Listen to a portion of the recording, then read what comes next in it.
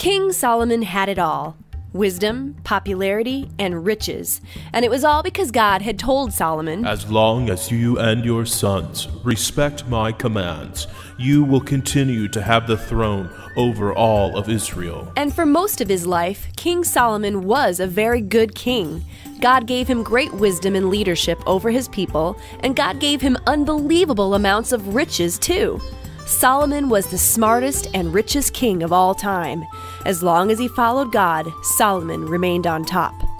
It's good to follow God. Just look at all the benefits. Wowzers, it's good to be me. And it didn't take long for word to get out in the surrounding countries about all that God had blessed Solomon with. The Queen of Sheba heard of Solomon's wealth and wisdom and decided to pay him a visit to see it all for herself. Hey there, Solomon. Well, everybody's been saying just how rich you were, but I gotta tell you, boy, to see this with my own two eyes, I can hardly contain myself. Your God has been really good to you. You are so wise. How can you even live with yourself? I don't know. Don't answer that. Anyways, I just felt compelled to give you, well, a little token of love from my kingdom to yours. May your God continue to give you success and peace with your enemies, said the Queen of Sheba as she gave Solomon gold, spices, precious stones, and a great ship cargo bay full of precious wood. All this added to the already humongous stockpile of wealth. See ya, Solly. You be a good boy now, you hear? And Solomon was a good king for a very, very long time. But as most stories go, selfishness and pride overcame our hero. Solomon disobeyed a direct command from God, and being the ladies' man that he was, began to make decisions that ruined his entire kingdom.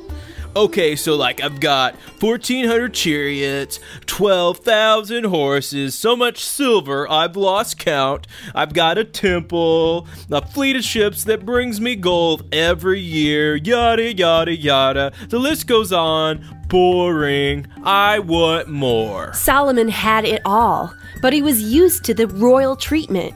He longed to have more and didn't like the idea of anybody telling him he couldn't have something.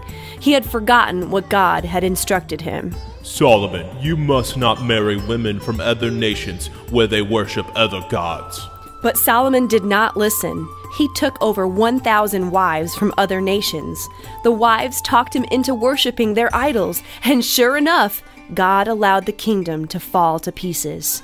God said, "Solomon, you have disobeyed me. Now I will take your kingdom away from your family." For Solomon, pride really did come before his fall.